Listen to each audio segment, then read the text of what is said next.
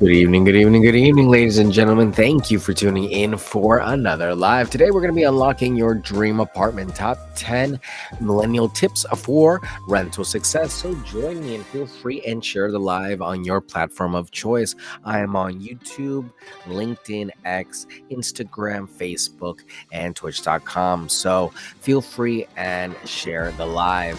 As always, it is my pleasure to make your acquaintance and help you learn a little bit more about real estate every day. But who am I? Who am I? I am Hugo Quintanilla, your local realtor in Maryland, licensed with Long and Foster, here to help you out, learn a little bit more about real estate. And today it's going to be about rentals. So let's jump into it. Number one,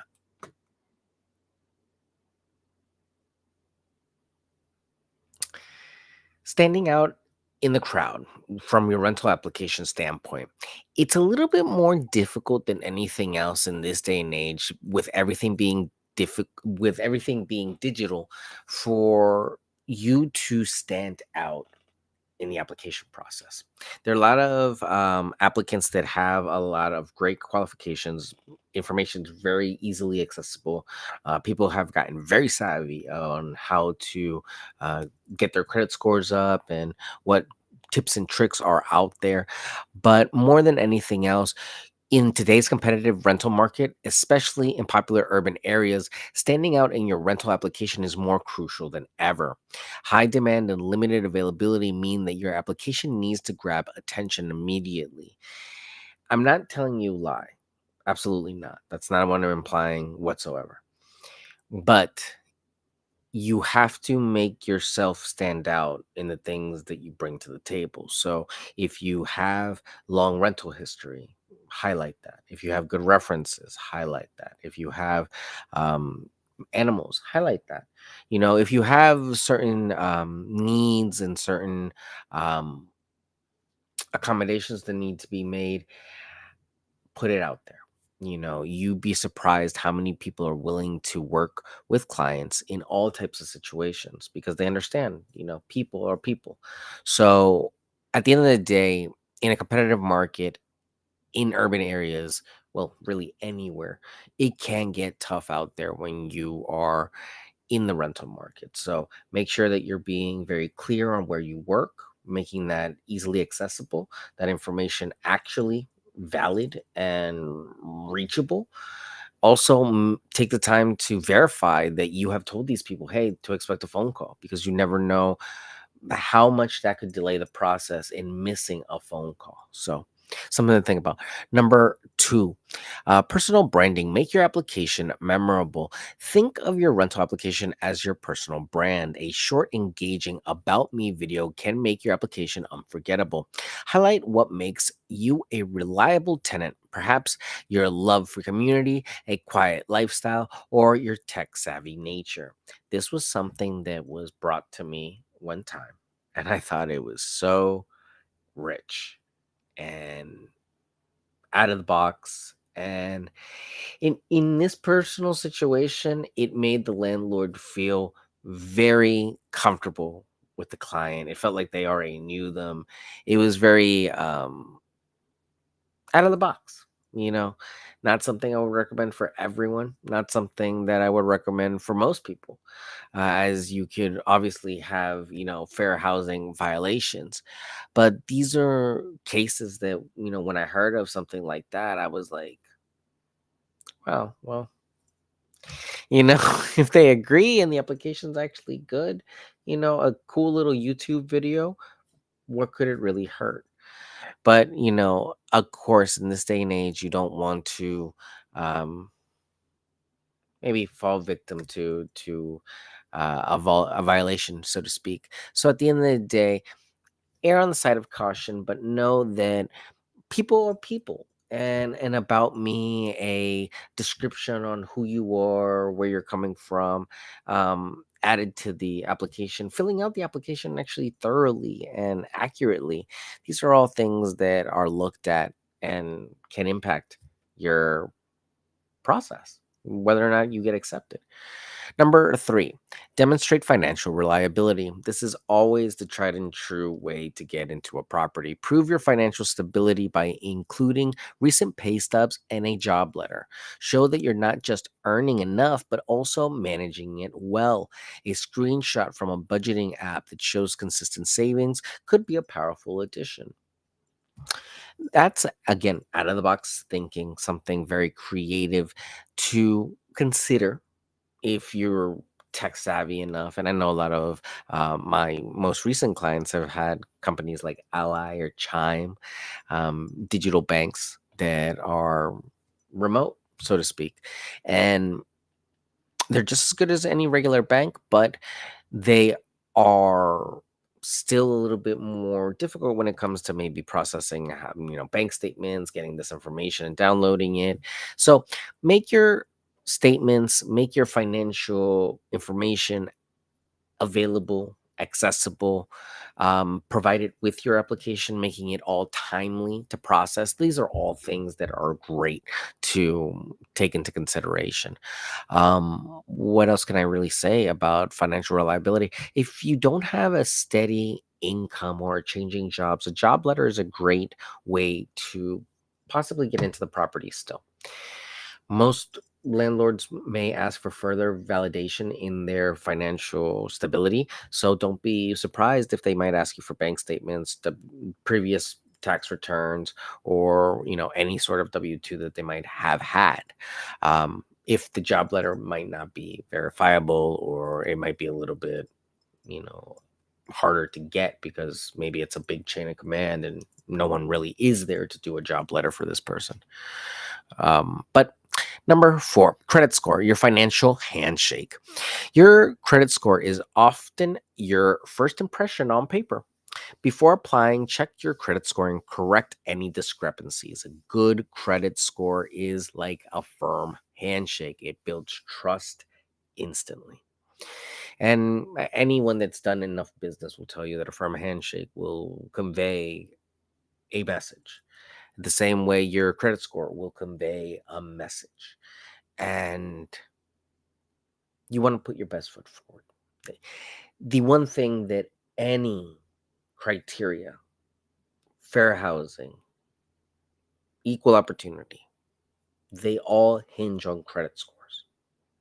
So at the end of the day, your credit score is your face card when it comes to buying, selling, leasing, or investing in anything really that's of great value. So make sure that you're protecting it. Make sure you're taking time. Make sure that you're understanding credit, understanding what financing is, understanding what it means to have something over payments, why you're available to have those payments, and how much you're really paying at the end when the payments are all said and done. That's where really they get you. They get you in the in between meantime that you're paying this thing off. So something to keep in mind. Number five, crafting the perfect cover letter. Your cover letter is your chance to tell your story. Tailor it to your to the address potential land. Excuse me. Tailor it to address potential landlord concerns. Emphasize your punctuality, cleanliness, and how much you value maintaining a peaceful living environment. Here's a simple template of something that might be capable of using. I have an example that I can link to most of you here in the actual blog. But a cover letter is a great way, if you are unrepresented, to make a great first impression. If you are represented, it's a great way to introduce yourself to your realtor or real estate professional. That way you can get out there and really, hey, if you're going to be interviewing a few of them, seeing, talking to a few different realtors, maybe not settled on one, you don't have to go through a whole spiel. You can just give them this cover letter, give them your, information, and start searching with them. Really, you are in control when it comes to this home search, and you can employ the people that get you this property. So make sure it's someone that you trust and someone that knows about you and your needs and what you're looking for. And if that's the landlord, if that's the realtor, the real estate agent, that all really hinges on you. You have to communicate that stuff. And if that a good way to do that for you is a cover letter, then that's a great way to do that. Number six, lining up solid references. Choose references who can speak to your character and responsibility. A former landlord, a long term employer, or your university's residential advisor are perfect for this. Have them highlight your respect for property, timeliness in paying rent, and overall dependability. This, of course, obviously is more geared towards millennials, Gen Z. But I wanted to emphasize the fact that you can use other references. It's not necessarily someone that's perhaps been um, immediately involved in your financial progress or career. It can be something that speaks to your character and development. It could be a soccer coach, it could be a colleague, it could be any number of people. But really, it needs to speak on who you are as a person and why we should lease the property to you.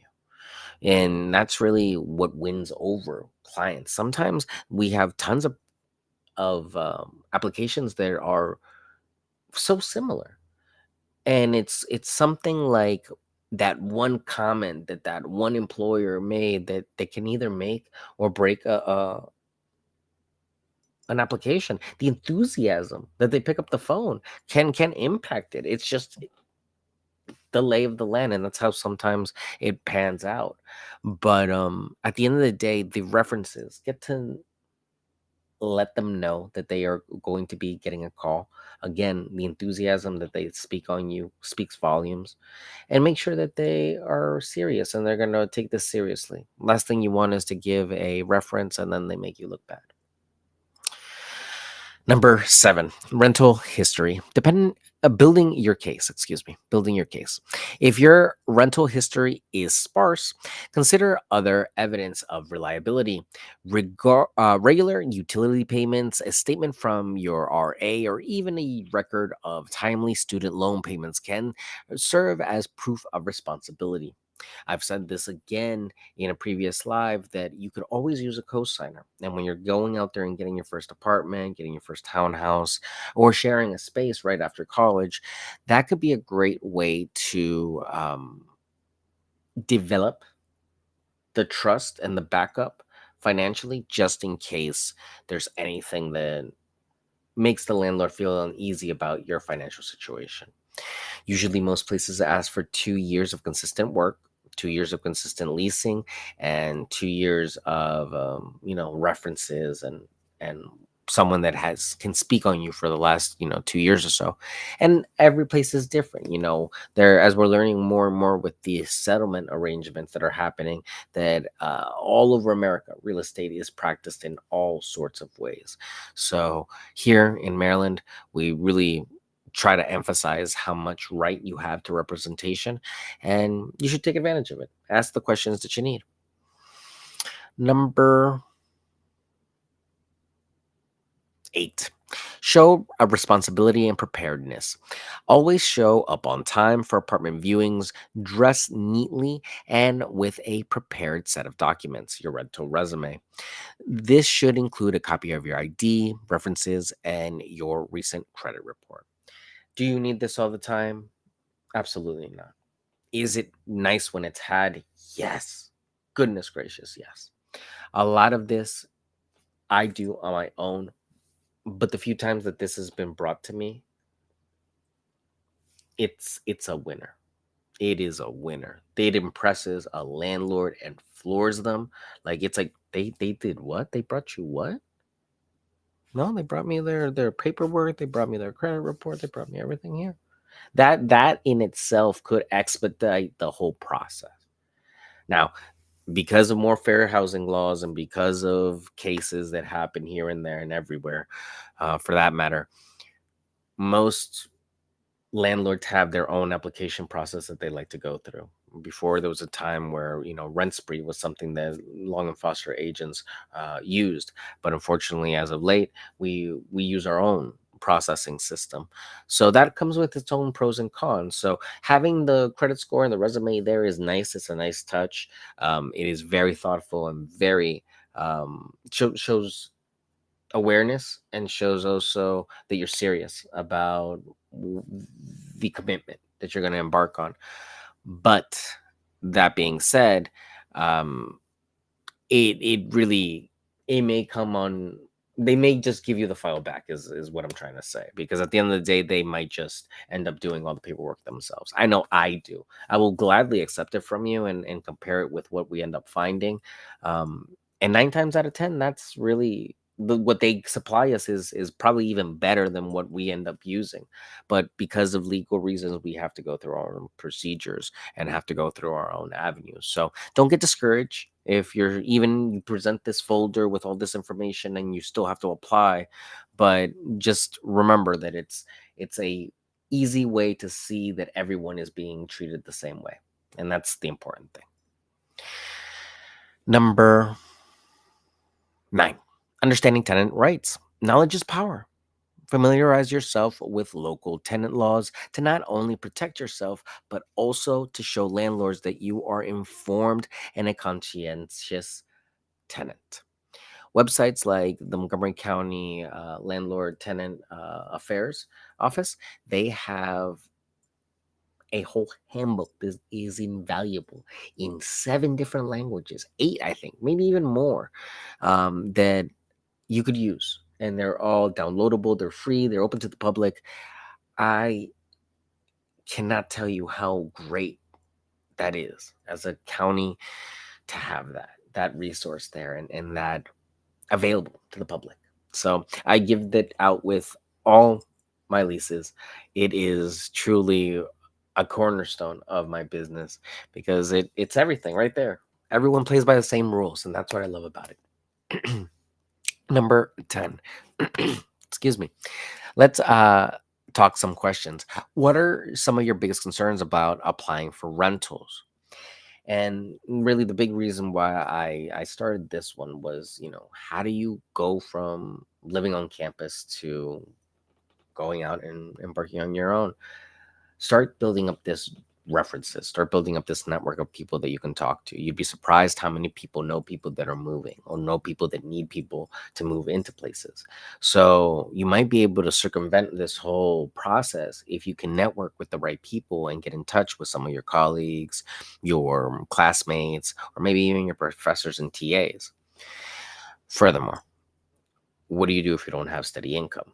Well, like I said earlier, you can always co-sign with with a parent, or some sort of guardian, if it's not an immediate, um, say, biological parent.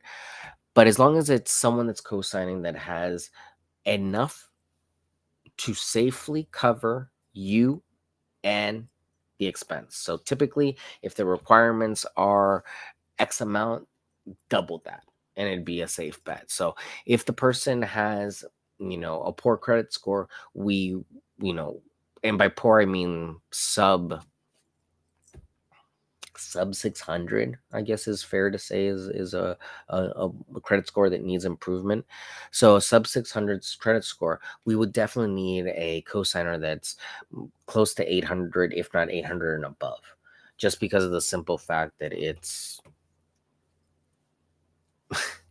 really quite risky. Our credit score that is lower, it tends to be less dependable on their expenses and their debts. So again, at the end of the day, you are just starting out, so don't put so much pressure on yourself. You're just growing out of this stuff, and you're just getting into the real world. The great thing is that you've had a great amount of time, through college to possibly save money, have spare jobs, or figure out some sort of way to make some sort of income post graduation, and therefore you won't have to worry so much about the income portion of this. You just need to stay within your budget and make sure that you're meeting your needs on time. That's another thing too, the importance of knowing how to budget. The only way that you'll get into leasing properties or home ownership is to understand a budget. So start looking into budgeting, start looking into financial literacy and how to better make your money work for you. Because if you can do that, it's not about how much money you make, it's about how much money you spend and how you use it. So you really have things that are non-negotiables. Determine what those are, meet those needs, and then from there be very wise and savvy on how you spend your money. And I truly believe that if you encapsulate that in your head and make it part of your everyday mantra, the majority of people get to the finish line of home ownership, or at least great success, because it's almost they all go hand in hand. Sometimes the end of the road is not home ownership. Sometimes it's just owning a lot of properties. Sometimes it's maybe just growing wealth in the pursuit of saving up for the down payment. You never know where this journey will take you. I know I did it, and I've been grateful for every step of the way. So, if you're just joining us today, the topic was unlocking your dream apartment, top 10 millennial tips for rental success. And it's kind of geared more towards Gen Z and millennials, but truly anyone that's out there looking for a lease. The important bits for today were number one, learning how to navigate today's rental market. Number two, understanding how to make your application memorable. Number three, demonstrating financial reliability. Number four, understanding that your credit score is your financial handshake. Number five, crafting the perfect cover letter to introduce yourself, not just to your real estate professional, but also to potential landlords. Number six, lining up solid references and making sure that they know that they're going to be called. Number seven, rental history, building up your case, making sure that you have a reliable rental history, either from previous landlords or at least can get someone that can vouch for you on your character and who you are. Number eight, show responsibility and preparedness. Anything that speaks to that speaks volumes on the application. Number nine, understanding tenant rights. Stay informed so that you don't get taken advantage of, because there are always bad actors out there. So use tried and true methods. Make sure you're using a real estate professional. Make sure that you're working with listings that have real estate professionals. And make sure that everything is just above board. That's why these public resources are available for Montgomery County and all over Maryland, because we want transparency here. And we want everyone to know who the agent represents and in what instance what agent represents who. So we owe fairness to everyone. And with that being said, I'm here to help you buy, sell, lease, or invest in real estate. So feel free and let me know if you guys have any questions. My name is Hugo Quintanilla. I'm a licensed realtor in Maryland with Long and Foster. Feel free and reach out to me whenever you need some help or have a question in real estate. 240-389-4846 is the phone number. Hugo at lnf.com is the email. And my website is yourrealtorhugo.com. I really do appreciate you all tuning in. Thank you so much. We will speak again tomorrow about real estate. And tomorrow it's going to be lease negotiations, tips for tenants. Isn't that appropriate? All right, ladies and gentlemen, I really do appreciate you all. Thank you again to everyone that's been showing off the listing over in Gale Avenue, 801. If you still know anyone that needs a place, feel free and check that out. It is a 4-bedroom, 2-bathroom located in Rockville. So it is going for at least going for 3,400. So feel free and check it out. It's pet friendly. So let me know if you have any questions. Take care.